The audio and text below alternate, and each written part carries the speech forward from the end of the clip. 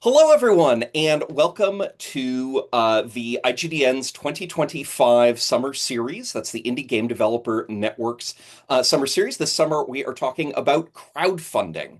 And in this episode, meeting, we're going to be talking about how crowdfunding has changed. I'm Tristan Zimmerman. I ran my first crowdfunding campaign in 2012, so that's been 13 years now. And I've run 5 or 6 campaigns, all successful.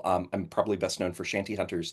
And I've got 2 folks on the line today who have also been running crowdfunding campaigns for a while, and I'm going to let them introduce themselves. Sounds good. I am Jacob Wood. I'm the owner of Accessible Games. I also started crowdfunding back in 2012, and I've run, 6 successful campaigns and one very unsuccessful campaign. And I also contributed to some other campaign coordination from some other companies in the Indie Game Developer Network. So I've got a long history of doing Kickstarter campaigns and crowdfunding in general. I'm best known for Survival of the Able, which is a game about disabled people overcoming a zombie apocalypse. And I'm happy to be here today. I'll go ahead and pass it on over. All right. Hey, folks, my name is Robert Turk from Wicked Clever Games. Y'all have me beat. I started crowdfunding in 2014, according to Kickstarter. I've done 14 Kickstarter campaigns, though. So one or two. A couple. I've done a couple. Some of them were small, some of them were big. I don't know what people know me for. I've put out a good number of games. Gablonia, Our Woodland Gods, Veil, the Fail, and the Fallen are the most recent ones. So yeah. Fabulous. Also, I neglected to mention I use he, him pronouns. Uh, As do I. as do I. So I think what I'm gonna kick off with is um, a an idle reminiscence, which is that when I ran my first Kickstarter campaign, and back then there was only Kickstarter, that was the only kind of crowdfunding there was. Um, Crowdfunding campaigns were special. There were a lot of them, fewer than there are today, but there were still a lot of them. But the whole thing was new. I looked it up on Wikipedia, and Kickstarter was launched in 2009. So the platform itself was only 3 years old and had Mhm. only recently started breaking in to RPGs. I want to say the first like explosion of RPGs wasn't until 2011. So when I ran my first one, it was new. It was only a year that people had been doing this, and it was exciting. It was newsworthy. Every Kickstarter campaign, everything was um was something that people would talk about, right? You'd go onto your BBS forum and you'd say, "Oh my God, have you seen? There's a new Kickstarter out for Reaper Minis is doing it. Oh, isn't this Oh yeah. exciting?" And people would talk about it, and so just the act of running a Kickstarter campaign meant that you got free publicity for doing it. And of course, it was still then as now, like you had to bring your own publicity, but you Yeah. did get some free word of mouth from just doing it. And today, I think I can feel confident that I won't be contradicted when I say that a crowdfunding campaign is no longer special. Just the mere I feel that way. Yeah, it's a fact of business now. I mean, Right. you have to do one. It's no different Um, than a pre-order system for a lot of people. right, right. And I actually remember that Bones campaign, that Reaper Mini Oh campaign, yeah, that right? was huge. It was huge. It was special.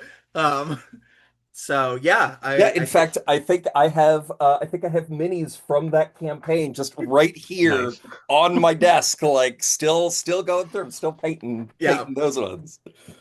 Um, but yeah, like you don't get it. It used to be that people would talk about it just because it was out there, and you don't you don't get that anymore. So how do we as creators who many of whom rely on crowdfunding in order to do our jobs, how do we update our best practices in a world where crowdfunding is less exciting and less special?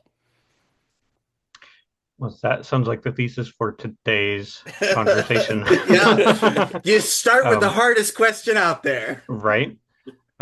It is difficult. I remember when I ran my first campaign for Cypunk back in 2012, I didn't even own a webcam. I had one piece of art that I paid for out of pocket, and I made my Kickstarter video using PowerPoint, and some text to speech that most people hated. But it was enough to just barely squeak by 100% goal. And nowadays, I don't think that would be enough to get you to 10%. We really do have to up our game in 2025. And there's certainly more to unpack there, but I'll let somebody else speak for a little bit if they'd like. Yeah, I think you are absolutely right about upping our game. I feel that I've seen this in a lot of new Kickstarter creators. This idea of if I post something, they will come, right? If you build it, they will come. People are going to come and see my campaign and back it. And that's not true. I don't know that that's ever been true, Yeah. to be honest. You do have to put some effort in it. I just went back and looked at my first Kickstarter campaign. It was for a fiction book, but I didn't have a cover. The book wasn't written at that point. It was just I want to do this. Here's some photographs and what I'm going to write about. And the only reason I did that is because two of my theater acting friends told me to write a book, and I'm like, I don't have money to publish a book. And they're like, Oh Yeah. no, there's this new thing called Kickstarter. We just did it to go to the Fringe Festival in Ireland. You can do it too. And I'm like, all right, if you walk me through how to do this, let's do it. And now it's very much a you have to work. And I tell people it's almost a full-time job, at least the month before you launch and the month while you're launching. You have to really hustle to get word Mhm. out there, stay on top of it, beg your friends, which everybody hates that. Like, I don't want to ask my friends for money, but you have to. Like, you have to say, hey, I'm doing this thing. Look at it, back it, share it with people, or else you're not going to get any traction, especially Yeah. now. If it weren't for my friends backing my first campaign, I wouldn't be sitting here today. It was that much of uh, my total percentage raised. But what you said about not having your manuscript written yet, that's really huge nowadays, right? Like I remember in 2012, I think Mike Nystal had just had some famously exploded campaigns, and then they didn't go anywhere because none of the content was written. So I had to make sure that in my campaign, I said my text is written. I'm just raising money for art and editing and layout. And Yes. nowadays, I feel like that's not even enough. You need to have half the art paid for already. Yeah. So things are really different now. Nobody's going to take you on trust. Yeah. Um, yeah. My first campaign was 7 paragraphs of text, and a video that was very clearly like me standing in front of a wrinkled bed sheet that was just like hanging from the wall behind me. I had nothing written. I was just like, hey, I have this idea, like, and I made my $2,900 goal and hit a stretch goal on the other side of that. And the idea that you could do that today is laughable. Like, Mhm. do not do that; you will fail. Yeah. And my second campaign, I said, okay, I'm gonna stand out from the pack this time. I'm gonna get the whole book ready to go before I go to Kickstarter. And that way I can, send it out to bloggers and reviewers and whatever, and they'll be able to tell their readers, they'll be able to tell their viewers, their listeners, hey, this is a real thing. Like, you should back this. And by God, it worked.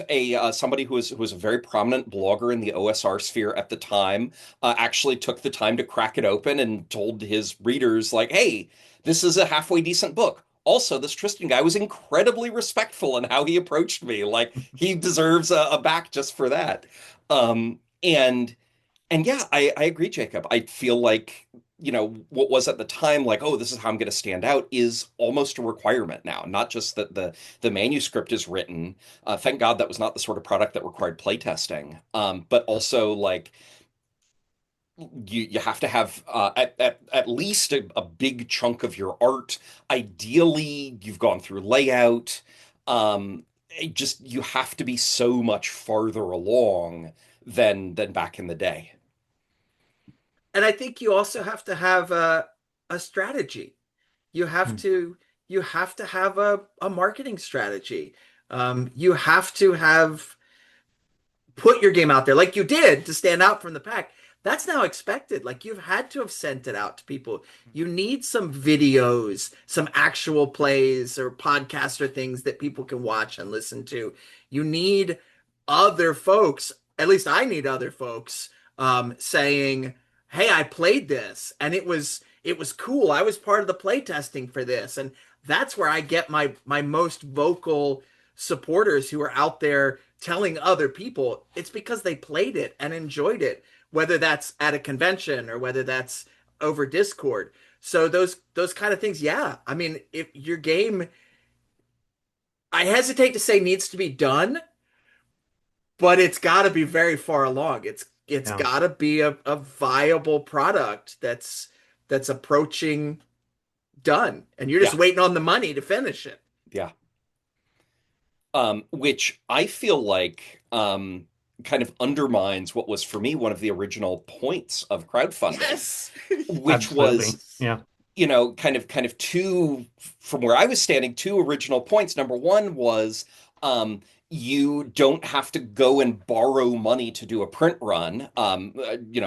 I'm led to understand, that's the phrasing. I'm led to understand that when Vince Baker went to publish Dogs in the Vineyard, he had to Mm. take out a second mortgage on his house. And thank God that Dogs in the Vineyard blew up, because Yeah. can you imagine? But then the Hmm. other one, it wasn't just, oh, we're going to take this financial requirement from the creator and diffuse it among these potentially mini backers. It's also the time, right? Where back in the day when you could just say, hey, I have this idea. Right. Is anybody interested? Well, if nobody's interested, you get to know that before you've poured 2 years of your life into the project. Yes. And now that the projects have to be not done, but fairly close to done before you can even bring them to Kickstarter if you want to succeed, um, then we've lost that huge advantage of crowdfunding, uh, Hmm. that now you do still have to pour a year of your life into the project before you find out if anyone's interested. Yeah. I So, oh, sorry, go No, go ahead. ahead. Go ahead, Jacob. I was going to say, so let me get this straight. Before the age of crowdfunding, we had to take out a second mortgage in our home in order to get a print run of books to even test the market to see if it's viable. Yeah. Then we had crowdfunding. Then people were able to test the market. And now crowdfunding is to this more mature stage where you have to take out a second mortgage on your home to pay for the ability to do the crowdfunding. It's like we're back to where we started. But I wouldn't go that far. Um, No, of course. like I personally, I don't print a single book until I have the money in hand. And Mhm. I tell my dad, who will see that my crowdfunder's like, oh, I wish you had more money, and he'll throw money at it. No, it is still part a marketing research tool, at least for me. If I'm not going to raise enough money to do this print run, then there's not enough people out there. I haven't reached enough people to buy it in distribution, right? I haven't reached enough people to make my money back through my business. So I personally do not pay for a single book before I have the money in it. Yeah. I'll get some art. I'll pay for art, but that comes out of, business expenses. That not the way everybody does it, but because you got to have that stuff. Uh, I had The another. I forgot it. Go ahead. I'll the remember it. Come the back to it. market research side of it, I think, is not to be underestimated, because even though Mhm. even though we're in this brave new world where you can't just run a Kickstarter campaign to test the waters, you do still learn a lot about the market in the process. And I made a mistake not doing that enough in Shanty Hunters, where I brought Shanty Hunters to Kickstarter, and the Kickstarter before that, like the Kickstarter campaign succeeded, but kind of by the skin of its teeth, and I actually lost a little money on that particular project. And I was very dispirited, right? Rolling into Shanty, I just said, okay, well, I really love this game. This is my baby, but like I don't want to lose money on two projects in a row. So I went into it with this attitude of loss avoidance, right? And I was just like, look, Mhm. we're going to print all of we're going to do a small print run that's going to be Kickstarter exclusive. If you want the fancy book, if you want the prettier book, you got to back the Kickstarter, which is smart. You should do that. That sort of thing. That's very useful. But um, if you don't want that, I will do a print on demand through drive through, and all Mhm. subsequent sales of the physical book will be print on demand through drive through. And that was kind of plastered all over the Kickstarter campaign. And then Shanty Hunters wound up doing quite well on Kickstarter, right? I was very pleased with how it went, and I said, "Oh, geez." If I had known that if I had thought that this was a possibility, I would have framed my campaign very differently.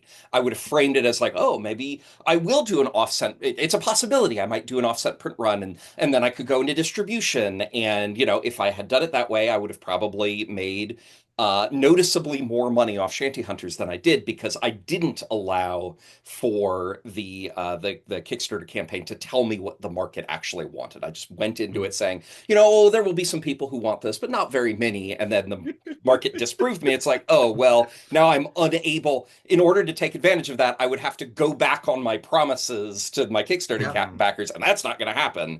So, okay. I do love, though, that you mentioned print on demand, because that is a great way to test the market with a print product before you have a final. I remember with Survival of Yeah. the Able, I did like a kind of beta version that was just print on demand through drive-through, and I was able to get a few copies out there to people to test ahead of time. And talking back to not having to second mortgage your house, it's a great way to get those demo copies in circulation, and show people that you mean business. Like, you have a product that is available. Even if the Kickstarter campaign fails, there's something tangible that you can walk away with. Yeah. Yeah. Yeah. I remembered my point. I want to go back. We're gonna rewind here for a moment. Two things. One, the reason I feel that you have to have stuff so far along now, like Kickstarter's been around for over a decade now. There have been a lot of backers who went in on those hopes and dreams projects and got burnt. I've been burned on several of them.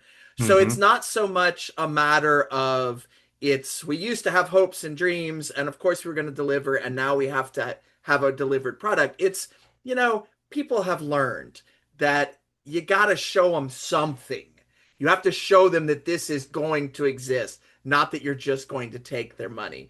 And there are different ways to do that. There's also still those sort of, we have an idea, we have hopes and dreams projects within the Kickstarter sort of platform through their year. There's like Zine Quest, which I think Mm-hmm. is a great thing, and it's kind of for those smaller experimental, maybe not gonna ever make it to marketability idea, but I've got an idea, and I've seen a lot of games actually start as zines and then turn into Yeah. something bigger. Um, so you can still find those sort of pockets of Kickstarter, but it's not the bulk of it. Like you gotta come with something to show people. Yeah. Zine Quest is something that I was going to bring up too. It's a great way to kind of test an idea, like you were saying, before bringing the full game to market. Maybe it is a half an idea, or maybe it's an idea that just gets the ball rolling and funds some more of the art for your bigger project. Yeah. But it's a great way to dip your toe into the publishing waters without overcommitting. Yeah. I did so I'm hard at work right now on the sequel to Shanty Hunters, and I did a zine version of the sequel of Ballad Hunters, just kind of as a way to say, hey, I want to put out what is less and less often called an ash can. Mm-hmm. For folks at home who don't know, an ash can is the minimum possible version of the game, minimal if any art, like it's just there to get out there. You charge cost basically for it. You're not really trying to make any money on an ash can. It's just there to get the game out there, to get that playtest feedback from the general audience, and to try to build a little buzz before the later release, which might be years and years down the line. But yeah, I raised, I think, $1,000, which was enough to get the ash can out the door, and the ash can has then been fabulously useful because I've gotten playtest feedback from a number of wonderful people, and just terrific. Something that Robert mentioned about backers who've been burned, right? And how you do now have to live in a universe where just about all of your backers have been burned on a project before. Um, I have noticed people who are walking away from crowdfunding who just don't back, Yeah. and Yep. this is maybe specific to my experiences, but I have two friends who for a while were whales, right? They were the sort of person who said, "This sounds amazing. I want this in my life. Like I will throw money at this." And and now neither of them back any crowdfunding campaigns, any at all. They've been burned too many times, and Well, I, you know, I have never been a whale, but I probably haven't backed a crowdfunding campaign in 2 years. Just because, look, I I have backed things that sounded really cool, and then I get it and I say, you know, if I'd had the opportunity to flip through this before I paid money for it, I wouldn't have picked it up. Yeah. yeah. Um, Yeah. and I know I'm going to see it. I have the good fortune to live in Minneapolis, which is one of kind of the big gaming cities. So I have, all these amazing game stores. So if your game makes it into anything resembling distribution, I will see it on a store shelf. I will be able to flip through it. I go to Gen Con. If you're going to Gen Con, I'll be able to see your stuff. I'll be able to flip through it. And so like I don't really want to back Kickstarters anymore. And it sounds like you guys also know people who have just kind of walked away from crowdfunding as customers. I think I'm much more discerning these days. So I very rarely back big Kickstarters, like the ones that get all the hype, the Yeah. Batman Gotham role-playing game, not a backer, Avatar, not a backer, because I know I will see those at Origins or Gen Con, and I can then flip through the book and decide if I want to buy it. I will still take a chance on the really small indie companies, and even some of the medium indie companies, right? It's because part of it is I understand the business. And if you are an indie game publisher, this is one of the best ways to get your stuff out there. You got to raise the money to do it. Hmm. So I will take a risk on the little folks, even if it's just a PDF, which I may honestly never open. Hmm. But it's just giving back to the community. But I am much more discerning. Like if somebody tosses up, I have an idea and I don't have any art and I haven't written it and this is my first Kickstarter. No, that's a hard pass. Um, Yeah. so I'm the same way. I don't have that FOMO for the big campaigns. And in fact, I think it kind of defeats the purpose to go to Kickstarter and raise millions of dollars yes, when you know that the product's already going to fund. So I too like to give back to the indie community. I am discerning as well, though, because I've also been burned plenty of times. I think I have now about 100 campaigns that I've backed, and I don't know how many have turned out because I don't keep track, but there have been plenty that have never delivered anything. Um, so I do want to make sure that what I'm backing seems like it has a good chance, especially with my limited funds to go around. But I made a pledge in 2012 to donate 5% of my earnings back to Kickstarter, and to this day I still do that. wow, that's Awesome. awesome, Jacob. Well, that it wasn't my idea. So there was, I think it was the folks who ran the Wasteland Reborn or whatever they called it, Kickstarter, or maybe it was Shadowrun's Returns or one of those big video game projects back in the day. Said we're going to pledge 5% back to the Kickstarter or back to the community, and I was like, that sounds cool. I'll do that too. So Yeah, 5% of the money that you get from Kickstarter goes back out to other Kickstarter projects. yeah, and I That's don't really track it, cool. but yeah, Hmm. it's more of a I want to give back to the community, and I'll do what I can. That's a fun idea. I dig that. I just took the note. I wrote it a little bit differently. Limit yourself to 5%.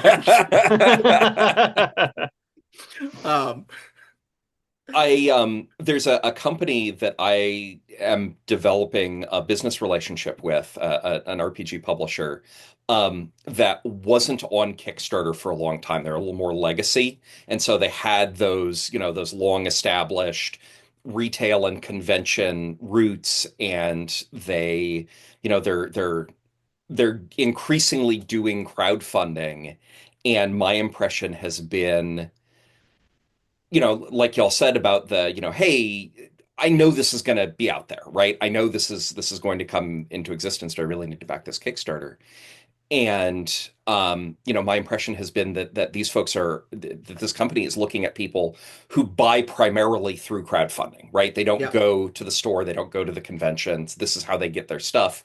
And so they kind of had to make the calculus of like, look, if we say, hey, we don't need this, so we're not going to do it, then they're leaving a segment of the Mm. audience on the Yeah. floor. And no, people's livelihoods depend on these books being successful, so Oh, Right. they got to do it, even Yeah. though it's totally outside the logic of what crowdfunding was originally about.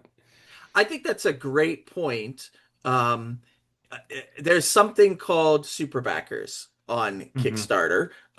And the definition has changed over the years, but I believe right now you have to back a certain number of projects in a certain number of months to be labeled as a super backer, and you have to continue to back projects.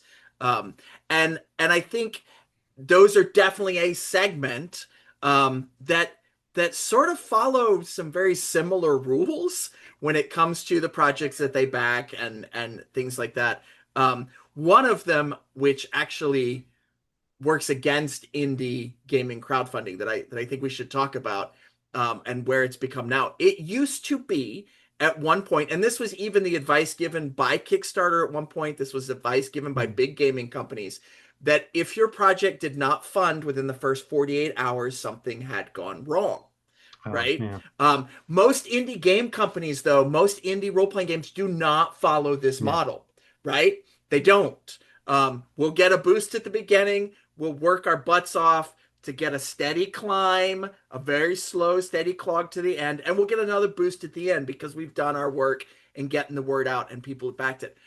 But your super backers, the people that continually back Kickstarters, unless they're specifically backing indie games, might not realize this, right? They might see, oh, this project didn't back in the first 48 hours. It's a failed project. I'm going to move my money to somewhere else. And I don't know if you all see this, but I definitely see this Hmm. with super backers dropping after the first 48 hours.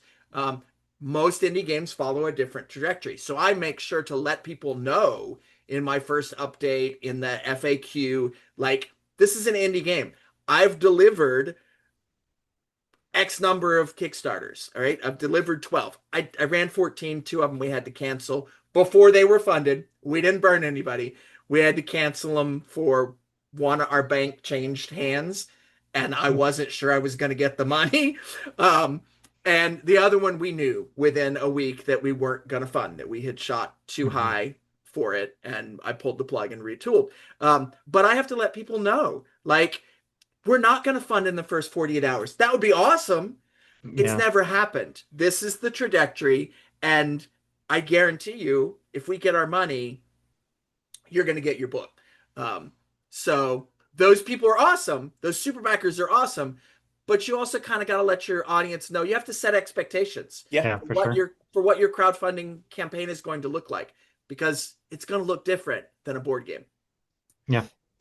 If I had banked on 48 hours being my target, I wouldn't have funded a single campaign. Right. Not one of them has gotten anywhere close to that in 48 hours. Uh, but they all ended up hitting, most of them ended up hitting their target at some point, usually by the final day, sometimes in the final hours. But hey, it was enough to get the project funded. And Yeah. that is ultimately what the goal was, right? I said I needed $4,000. I got like $4,100. That was enough, according to me, to get that product out the door. Uh, if that's ostensibly what Kickstarter is for, then it did its job. But there are those people who will pull out their money at the last minute because they don't think it's going to fund. And I'm like, but you realize that you don't lose anything if I don't fund, Right. right? Right. But if you pull your money, I'm not going to fund because people are going to see that. They're making it So harder. Yeah. stick with it, please. Yeah. I do think that it's definitely worth calling out that indie projects are so backing up the I believe the technical term is the funding curve. So the way it normally looks is you get some money in the first 48 hours, and then you have this long, slow climb, a gradual increase in amount of money raised through the month. And then in the last 48 hours, you get kind of a spike of income. And that's kind of the classical model, right? Yeah. That's certainly what it was back in the day.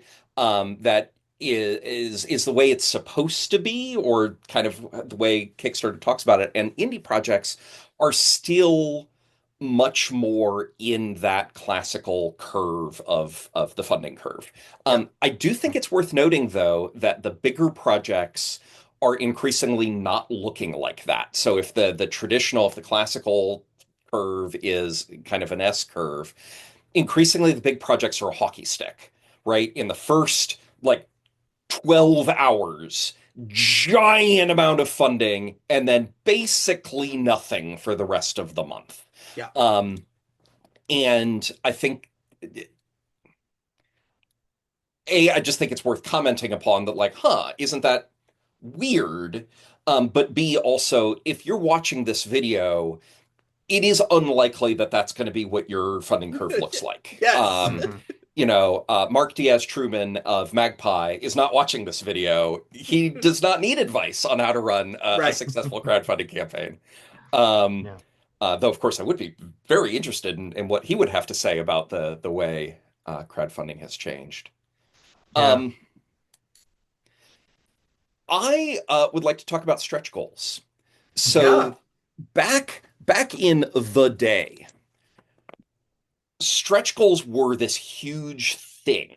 And stretch goals both made and broke projects, Yeah. where you had projects that would say, okay, that original Reaper miniatures campaign was a fabulous Oh my example God. where, Yes. okay, for every $10,000 more we raise, everybody who has backed this campaign will just get 5 more miniatures. Yeah. And so it became kind of this self-fulfilling cycle, right? Where as the campaign goes on, the deal gets better and better and better. Um, Mhm. and so as a consequence, that particular campaign became absolutely legendary because you got this giant box for your mere $100.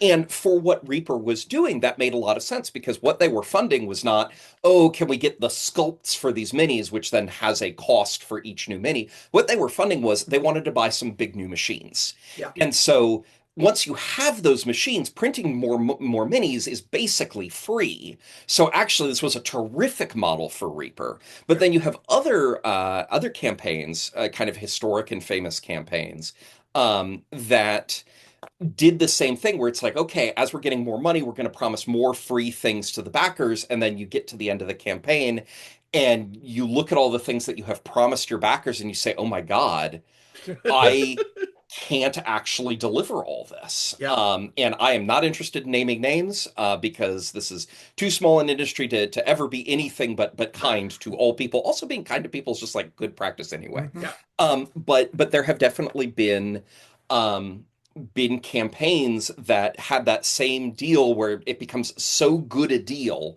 that you as a backer can't not back it. Right. And then, okay, it hits retail or it goes out in the world and no one buys it because every conceivable person who might buy it backed Got it it on in the Kickstarter. Kickstarter. Yeah. Yeah. Mhm. Um, and so, but all of which is to say that back in the day, stretch goals were a major driver of interest. Yeah. Do you guys feel that stretch goals are still drivers of interest? A little bit. I honestly did not want to do stretch goals. I just finished a campaign like 2.5 weeks ago. I did not want to do stretch goals. I had not announced any stretch goals. And then in the last 48 hours, funding hit, and me in my panic brain goes, oh crap, how do we keep these backers? How do we get funding to keep going? And it turned out that the stretch goals that I wanted were not going to be cost effective. I wanted to add some physical embellishments to the book, and wasn't sure. Like, even though I print all my books, hardback books in the United States, I wanted some special ink that only is made in China. I wasn't sure with the tariffs if I was going to be able to get it. So my plan for stretch goals, which were like cool things to add to make the book nicer, are suddenly out the window. And it's like, okay, what can we do? And when I do a stretch goal, I want it to cost the least amount of money, because I don't want to, oh, we're going to make dice now. We're going to do a second book Yeah. now. No, that will tank me. So often for my stretch goals, I will ask other authors, other indie game designers to contribute to extras that only go in a PDF. Hmm. That it's like that I'm paying them for their work. And I'll pay my editor to edit it. I might get a new piece of art or two depending on how high up we go. But that way, I've got a stretch goal there that's like, this is an interesting thing. This is a reward for backing the project and for more people coming in. But it's not a, oh, you missed out by not backing this. It's not one of those hype things. Um, and ultimately, it doesn't cost me more money to make than I'm going to raise from the Hmm. stretch goal. Because one of the big things I think people forget about a stretch goal is, if people if you have more backers, you have to make more product for those backers. So I can't just say, oh, I'm going to pay this artist $500 to do more art. You also have to take into account the books and the rewards for those backers that are getting you that extra $500, and Kickstarter's cut on that. So there's math, folks. Yeah. I um, think that's, oh, sorry, go ahead. no, no, no. I'm done. I was going to say, I think that's the wise way to do it. I remember many campaigns in the past that are like, we're going to release new books as part of stretch goals. And I'm thinking that's like a whole new campaign. It's too much of an expense and too much of a question mark about whether or not you can even afford to do that with this money raised in order to meet that stretch goal. So having like a PDF or something, something with a minimal cost overhead is a really wise way to go about it. I know that there were times where I was like, I'm not going to do stretch goals for this campaign because it's too much work. It's not completed. The original idea was not to include anything.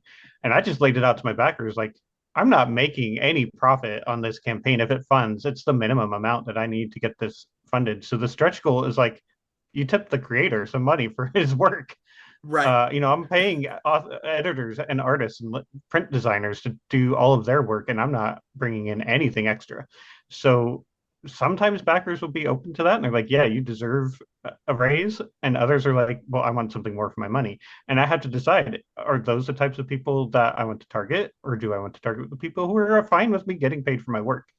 It's a decision that I think every creator has to make for themselves, uh, but certainly one that you have to consider. And I think that it's important to note that a lot of backers, we've talked about how backers have been burned, right? At this point, Hmm. every backer pretty much has been burned on a project in one way or another. And I think more backers are aware now than used to be that stretch goals can be dangerous, right? That stretch goals Yeah. can destroy a project. Hmm. And so um, if you're doing stretch goals, and it sounds like we don't necessarily have a consensus on whether backers still find stretch goals Yeah. exciting and whether they draw them in, but if you are doing that, do bear in mind that you are going to have backers who know how dangerous stretch goals can be and may be less likely to back you if they look at your stretch goals and they say, these are the stretch goals that destroy a project. I'm not backing Hmm. these. Right. Yeah. Back to your original question, because you're right, we didn't quite answer it. I think it's a decreasing segment, especially in role-playing games, Mm, of folks that are Yeah. going to get excited about stretch goals. I do remember when I was running Gablonia, when I was running even our Woodland Gods, which was a little over 2 years ago, I did have backers that were very gung-ho about sharing the project in that last week because they wanted the extra material from the stretch goal. For our Woodland Gods, one of the stretch goals was putting ribbon bookmarks in the book. And people really wanted that. That's a very expensive Mm. thing to do in the United States, by the way. Um, it adds, well, that was 2 years ago. It added $1.50 to the cost of each book because they have to be done by hand. Um, so that's an expensive thing when you're talking 1,000 books. That's another $1,500 right on the top to do that. Mhm. But I did have backers that were really, really wanted those bookmarks. They wanted to feel that feeling of the book and be able to do that. And so they did get gung ho on telling other people and pulling their friends in. But I think it's a diminishing number. It's not like you used to be where like a Simon project, right? Where, all right, if we get another 1,000 backers, we're adding a whole new maze Right. on this zombie game, right? And so people were like, yes, pull in all their friends, contact their gaming stores, get those 1,000 backers because we want this. We don't operate on those scales. So I do Mhm. think that the excitement factor is not so much there. I think there's still an expectation factor though, Ooh. that people do Mhm. expect if you go over your goal, they want to know what else you're going to do. I think that is fair to say. On campaigns where I didn't offer stretch goals and I did meet my goal ahead of time, I did have people asking, well, so what are your plans for stretch goals? And that's a question that you have to be willing to answer, whether that's I'm going to do something really small that's not going to cost me anything, or my stretch goal is that I get paid. You know, again, you have to make the Yeah. decision about whether or not your audience is going to be open to that. But people definitely were asking about them because they have that expectation that campaigns that meet their funding goal and go on, there must be something extra. Yeah. On Shanty Hunters, I was somewhat public with my backers about, look, I do have stretch goals in mind, right? And by the by, always figure out what your stretch goals are if you're doing them before you start the project, because while the project is Mm-hmm. running, emotions are running high. You can very easily wind up making a bad decision. So what I Mm-hmm. told people is, look, I have stretch goals in mind, and I know we funded some money back, right? We have funded and then considerably more so. My stretch goals are going to start at about double where we are, right? Yeah. Where what my funding goal was cost.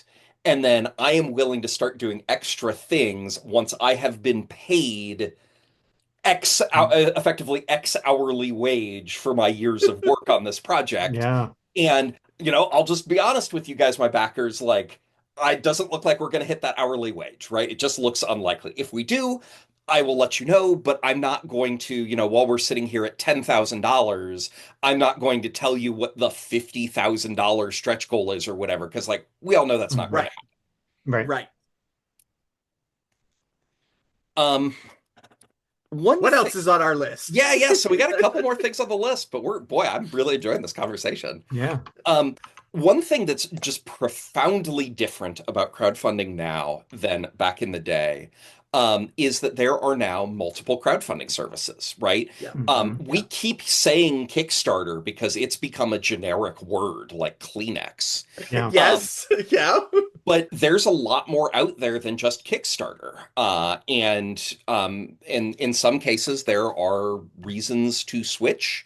Um, but and in some cases there are very much not reasons to switch. Um, do you find that the attention of the audience is split now among these different crowdfunding services in ways that their attention wasn't split when there was just Kickstarter? Or do you find that the audience basically treats these all as interchangeable and is not like, oh, I'm a backer kit guy? Number This two is a there. little bit. Yeah. Yeah. Sorry. Go ahead. Uh, I think it originally, right, when Backer Kit came on the scene, or Pledge Manager came on the scene, or the other ones came on the scene, it was like, oh, I don't know about that. I trust Kickstarter. I'm going to stick with Kickstarter. Now I think they've been established long enough that it's like, oh, they're doing a crowdfunding campaign. All right, it looks different because it's over here. Great, I understand that. It's on Kickstarter. Great, I understand that.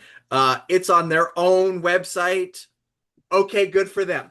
Um, so I don't know that there's so much of a stigma anymore or a hesitation based on the other ones. As a creator, I still have a hesitation on switching to the other ones. Now, I'll use BackerKit as my pledge manager, absolutely, because I know how that works, and that has the tools that help me. Um, but when I look at my numbers on like where people backed from on the back end of a Kickstarter, a lot of them found it on Kickstarter. They found it on what they call a discovery landing page or the automated emails that they send out. So to me, it's worth sticking there because I kind of have that known element of what I'm going to get and what to expect. For the backers, I don't know that it matters at all.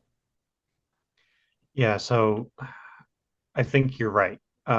I remember back in, around 2012, 2013, Kickstarter was the big dog in the game, but Indiegogo was still something that people would occasionally play around with and see if maybe they could get something going there. And Yeah. even companies like Third Eye Games, who have a pretty big audience, were wildly successful on Kickstarter and not successful on Indiegogo. So there was definitely a bias toward Kickstarter. Yeah. And I think nowadays, if you have built your own audience off platform, and you come to it with your newsletter full of followers or your social media connections who are following you and ready to back you, they'll back you from wherever you decide to put your campaign. But to your point, Kickstarter has a lot of people who just pledge on Kickstarter and they follow campaigns on Kickstarter. And rather than looking around the rest of the internet, they're on the front page seeing what's trending.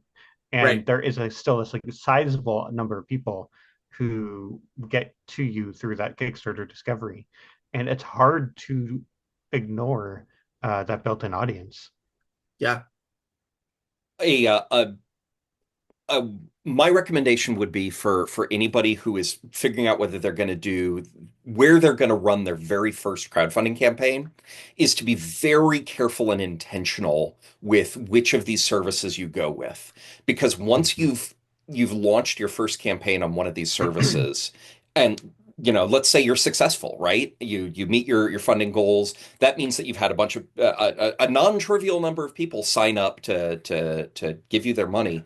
Um, Now you have created a mailing list, whether you intended it or not, whether you meant to or Mhm. not, you have started a mailing list, but that mailing list is proprietary and it lives on that company's server. Right. Yeah. And so, for me, I'm kind of locked into Kickstarter because even though I Mhm. have my own mailing list and I have my own off-platform followers, and I'm, fortunate in that regard, there are a lot of backers who only have ever interacted with my work through Kickstarter. And Yeah. so if I'm going to reach those people, the only way to do it is through Kickstarter's email. It's like, hey, a person you've backed in the past has just started a new project. If I switch over to Crowdfunder or GameFound or something like that, I Mhm. am leaving those people behind.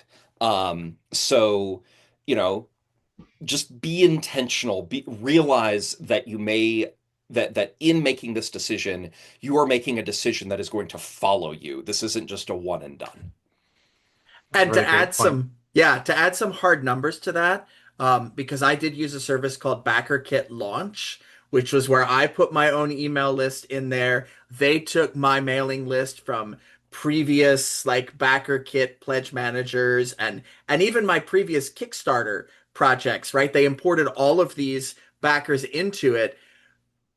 The people I got supporting from BackerKit launch are equal to the smallest selection that Kickstarter tracks coming from their own page. So I got people from it. It was worth it, but Kickstarter organically got me more. Um, Mhm. because that's where I was. And that's where, like you said, they're sending out emails to people that backed me previously wanting to get their money again. Yeah. I do have another question to ask here, though. Kickstarter a couple of years ago lost some goodwill when they switched to blockchain and they were talking about using some technologies that people weren't always on board with. Yeah. And for a time, there was an exodus from Kickstarter. But have we seen people come back to the platform? Or are there still like a segment of people who are just opposed to it and interested in backing you anywhere other than Kickstarter? I don't I know. I don't Hmm. know anyone who is still in the I will never back on Kickstarter, not least because that never wound up going anywhere, right? They Yeah. never actually Right. moved anything onto the blockchain. They never actually, it was like they never did their promise of like, oh, everything you back on Kickstarter will be an NFT for some reason. Um, Yeah. and Yeah. um, and also I think it that was an interesting moment because at the time many of these Kickstarter competitors were starting to find their feet, and then Hmm. Kickstarter misstepped in a very public way Yeah. at a moment that was really convenient for these competitors. But at this point I feel like um and maybe this just reflects, who I'm talking to, but I feel like all the competitors have done their own missteps by this point. Yeah. Hmm. Um, you hear horror stories from other people in the IGDN about like, oh, you know, crowdfunder really screwed me over in this way, BackerKit screwed me over in that way, Kickstarter screwed me over in this way. Yeah. They're really, if there are any people who are still diehard, I will never back a Kickstarter campaign. I would guess that you're also going to find comparable number of people saying the same thing about any of the alternatives as Yeah. well, because they've all had missteps at this point. And I would say I definitely know people that are diehard. I'm not going to back a Kickstarter, but it goes beyond that. They're not going to back crowdfunding. Yeah. Hmm. And it's because in most cases, one, they either got addicted and spent way too much money on doing it and had to cut themselves off, or their significant other had to cut them off, um, or they got burned too many times. While I think yes, there were people that were like, "Ooh, I'm not dealing with that NTF stuff." I would be one of them. I don't know that anybody is avoiding the platform for that reason anymore. Hmm. So we are creeping up on an hour here, and I still got several things on the list. So there's one in particular that I want to make sure that we get to before we call it, which is pre-launch pages. This is something that is definitely new. Yeah. Um, for folks not familiar with pre-launch pages, what you can do now is when your Kickstarter campaign is ready to go, when it has passed, when it has cleared the hurdles that Kickstarter says you must clear before we will permit you to go live, instead of going live, you can activate your pre-launch page, which is basically just an image. It is the same URL that your Kickstarter page will have when it goes live, and it has the name of your project. It has an image that you select. It has a very brief little description, and there's a button that you can click for notify me when this goes live. And However, you can now do more with it, more like a Oh. backer kit pre-launch. I did unveil, and I've noticed a couple others. You can actually give some information on your pre-launch page. So I think if you Hmm. look mobile, it's the small thing. okay. But if you look from the internet, you can actually get some information there. Like I built a pre-launch page that Okay. was not the same as the Kickstarter page. I don't have any way to look at it anymore. It's gone. Yeah. But so yeah, you can actually do more with it now, which Mhm. is really, really new. Like in the last couple of months new. Yeah, and the ability, I mean, basically what it is it's another mailing list, right? Yeah. It's Hmm. another way to get people onto your Kickstarters or whatever service you're using, their proprietary mailing list. But that's really useful. And I've had a bunch of Hmm. creators tell me, wow, I am so glad that I had this my pre-launch page running 3 months in advance, 6 months in advance, Oh, wow. just racking up those signups kind of passively. Yeah. And you can tell people, oh, go over to my pre-launch page and click the button. And some people will do it. And then, the received wisdom has long been that of the people who have gotten onto that project's proprietary mailing list, whether that's through, notify me when this goes live, or, oh, I'm here, the project is live, remind me in the last 48 hours, all Mhm. those people, you'll get about 20% of them. About Yeah. 20% of them will Yeah. convert before the Yeah, that project is tracks. over. Yep. So the more people you can get on that list, the better, Yes. because 1 in 5 of them will actually wind up giving you money. And this is, I don't want to say that this is a game changer, but like this is a big change. Has this changed how you guys have approached your projects? It did for me. So I think with Survival of the Able, the second time I launched that campaign, which was much more successful than the first, I did have a pre-launch page. And I think something like 120 people had clicked notify me before launch. And I think 20% is probably around the number that actually backed. But having that number tick up, building some momentum before your campaign launch has been really helpful. It also meant having my campaign approved well in advance of launching it. It's not like you just whip it Yeah. up and the next day you're live. It does require some pre-planning, but a good pre-order campaign can last 6 months to a year for some big projects anyway. So having that ready to go and then building that hype, I think, has been really powerful. And to touch on something you just said, you need to be doing that pre-work anyway on your Hmm. Kickstarter. You need to be planning at this stage in Kickstarter's evolution. You got to do it. So I agree with you. I only had mine up for 3 weeks to a month, but it did make a difference. It did bring people in, and you should be planning before you launch. Please do your planning before you launch. And you should be posting on social media platforms and on your Discord. And if you have that link, instead of just being able to say, hey, this game is coming, here's a cool picture from it, having that link to say, and you can find out more and make sure you don't miss it by going here.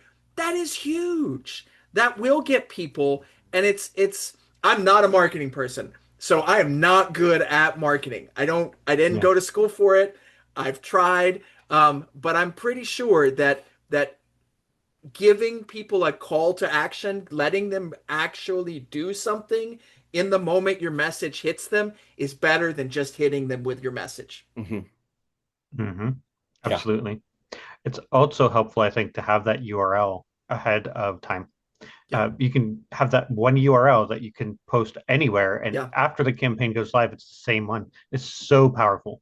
You don't have to try to redirect people to another page to go to another page. It's all right there and ready for people. One important thing about how that ties into your planning, though, to bear in mind, is because you have to go through those hurdles, you have to do a lot more of the work in advance. And I Yeah. do know Mhm. some creators who just really don't like doing the work of putting together their Kickstarter page, or they've got so many things to juggle, so many plates to keep spinning that they can't get to that until the last possible minute. And what that means is their pre-launch page is live for, a day Yeah. before and that's Mhm. not necessarily worth very much. Right. So if you do want Yeah. to take advantage of this, and I think we're all in agreement, it's very useful. It does mean that you Hmm. have to go ahead and construct your page. And I believe the different services have different degrees of rigor in how much you have to have completed before you can post your pre-launch page. I'm only familiar with it through Kickstarter, which I know Hmm. requires that you have a complete Kickstarter page and all your banking information is ready to go and Yeah. all your pledge tiers are ready and before they will let you launch your pre-launch page. I do believe that there are other services. I want to say GameFound in particular is a lot more flexible on. I could be wrong, but I want to say GameFound is a lot more flexible in like, look, you can make your pre-launch page go live with pretty minimal stuff, and that can be very convenient if that's where you are as a creator. But Um, the thing to know about Kickstarter's rigorous process is that you are never locked in to what you have already put on that page. You can change it even after your project is live. What you can never change is pledges that people have already backed for. You cannot change those rewards. Once you have a backer on it, it's frozen. You can't mess with it. But like if what's holding you up from doing your pre-launch approval is actual play videos, skip them and put them in later. If you need more art, skip it and put it in later. What Kickstarter is going to look for is, do you have a completed page? Have you shown people your product? Have you told them about your product? Do you seem legit? And do you have rewards that make sense and aren't against the rules?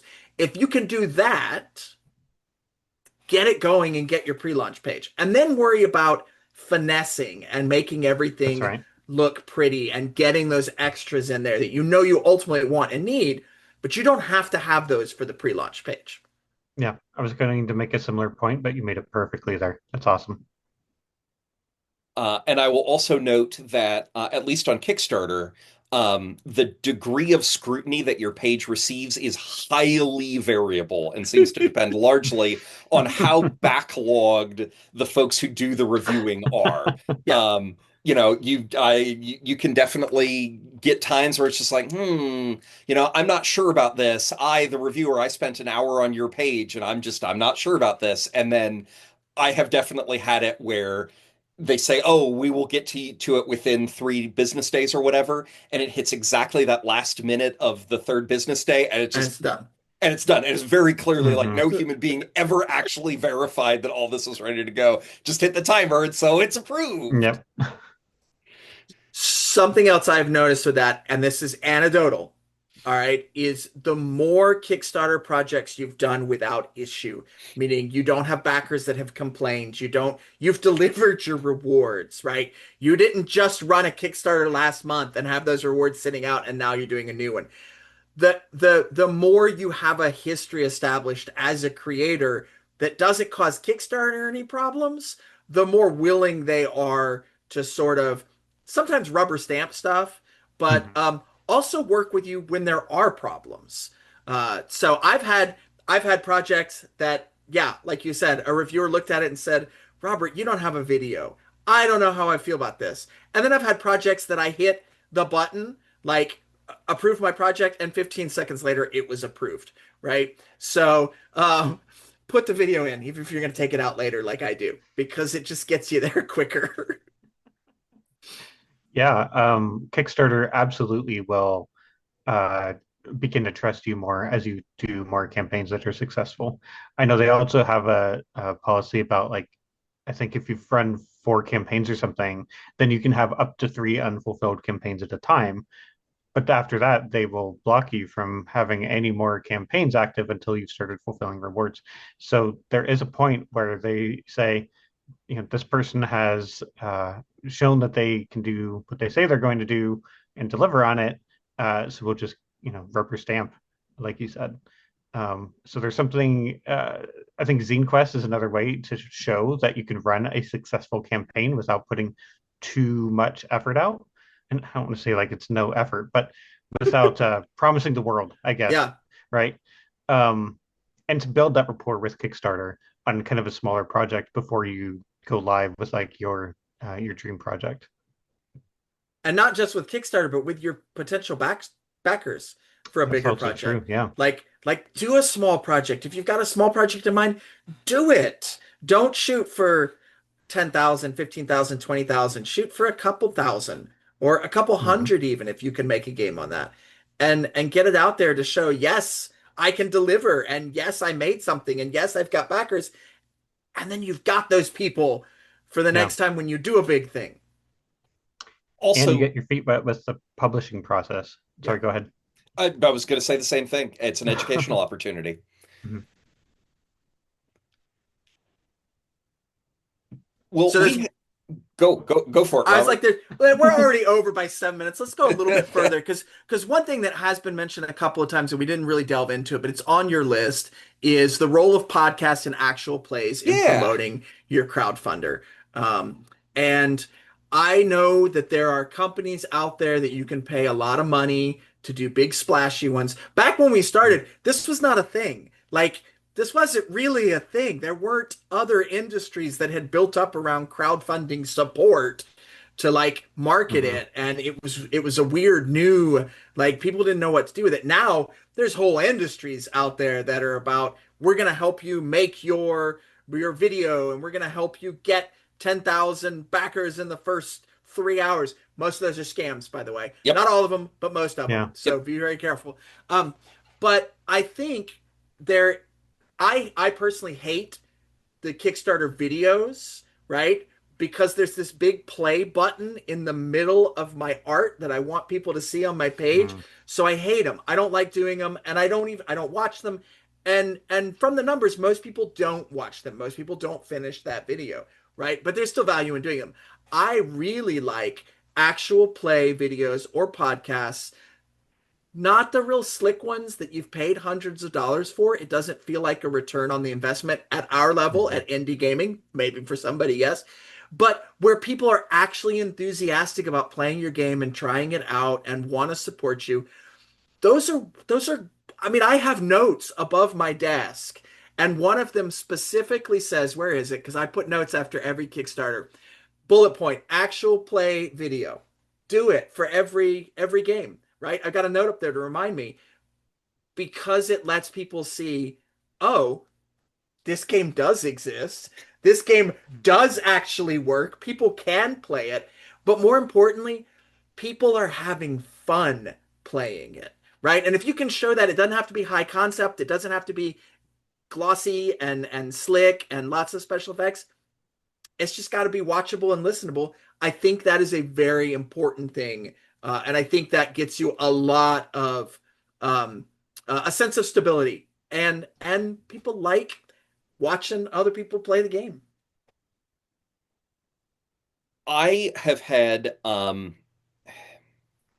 I've had mixed success with actual plays. Um, Podcasts, so I feel like maybe the industry is moving away from, 1 hour interview podcasts, or maybe that's just, where I exist in the space. But um those were always value for money for me, because look, it's just an hour out of my day, right? Yeah. And, Hmm. if I get, even if nobody actually backs it as a result of me appearing on this podcast, that's one more thing that I can put on my page that makes me look more legitimate. Right. And Hmm. B, honestly, these things have still paid dividends. I have appeared a number of times across different campaigns on podcasts that were like just getting off the ground, right? Where I interview with Tristan Hmm. Zimmerman is episode 3. And, most of those podcasts have folded, but some of them then kind of took off. And so Yeah. when I came back for the next one, they said, "Oh, Tristan, oh my God, so great to hear from you. Yes, please, we'd be delighted to have you on." And, being a nice guy and helping people out pays dividends. Don't be a jerk. Um, and again, it's just an hour out of your day. That said, for actual plays are a much bigger investment, even if you're not paying money. And I've never paid money for an actual play. Yeah. But Hmm. you, you have to put in the time to play it. There's much more organizational logistics, kind of lead up time. And um, it's just a bigger lift. And I think it's worth it. I have never paid money for an actual play. I have no plans to pay money for an actual play. But what it does is it lends kind of legitimacy to what you're Hmm. doing. And that is useful. I'm not going to say that I have ever done an actual play where I can point to it and say, I got value for money out of that, right? Like Right. the hourly wage that I made doing that based on the number of backers I got from this, like paid for itself, hasn't happened. But it is useful to have on the page, even if no one ever clicks on it, right? Even Yeah. if no one Hmm. ever watches it. I'm of the opinion that the Kickstarter video at the top of the page falls in the same category, which is Just the existence, and I often don't do the video, but just the existence of that play button does say something about your willingness to put in the work. And there are Yeah. backers who see that and respond to that. And the actual play videos is kind of the same thing, where it's like, look, even if I don't play it, or even if I do play it and I just like jump to the right to the middle and listen to 15 seconds and then I'm done, the mere fact of its existence says something about the project. Yeah, I know this is anecdotal, but I have literally had conversations with people who said, I never watched the video, but I also require it of any project that I back. And that to me feels like a lot of cognitive dissonance, but there are people, like you said, who just want to see that as like an air of legitimacy. And I know podcasts were kind of the same way for me. I was on some really small niche podcasts way back in 2012, and I can't say for sure that they brought anybody to my campaign pages, but having that link on the page saying, I was on this many podcasts does kind of lend that psychological credibility to your campaign that people will look at and say, well, he's been around, he's done his work, he or she or they. Uh, Now I'm going to go ahead and take my chances on it because obviously this person has done done more than just had an idea and tried to put it out there. Yeah.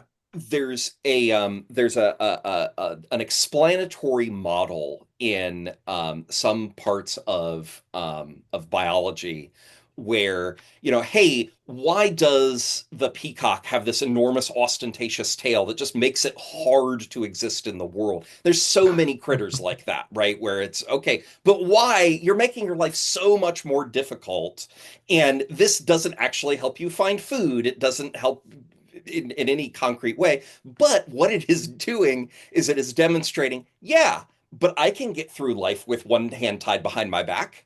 Therefore, I'm very cool and I would be a good father to your children, right? Like I clearly have good genes. If I had a bunch of parasites in my intestines right now, I wouldn't be able to grow this giant tail because I wouldn't have enough nutrients to be able to grow it. Yeah. So you can tell just by looking at me that have a very robust immune system that is resistant to parasites.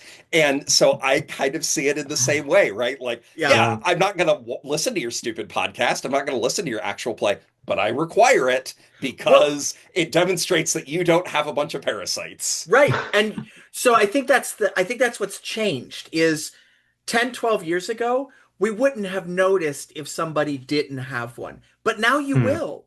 Now you'll Hmm. notice that lack. You may not be able to put your finger on it, but you'll be able to look at it and say, something is missing here. And and what's missing is it's that nice little graphic that shows 5 or 6 people and their headshots on Zoom smiling because they played your game. So yes, actually, you would notice the peacock if it didn't have that tail, right? It would be obvious that there's something wrong.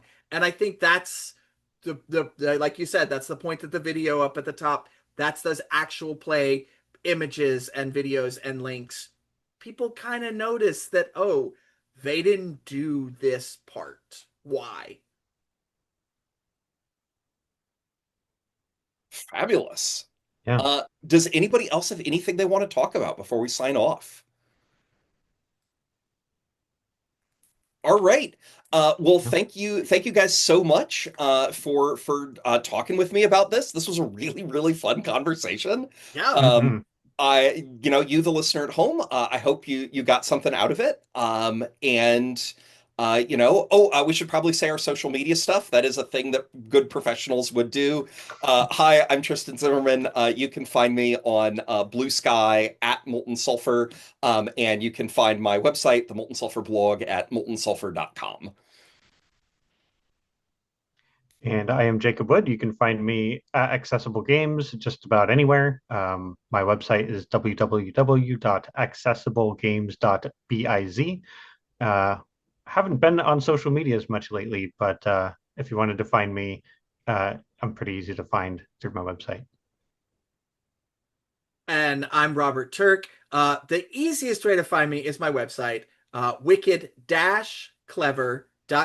That'll link you to BlueSky and Facebook and Discord, or you might just find me at a convention waving at you and pushing stuff on you and saying, "Hey, take this and run." But if you do, it's probably a free game, so go with it.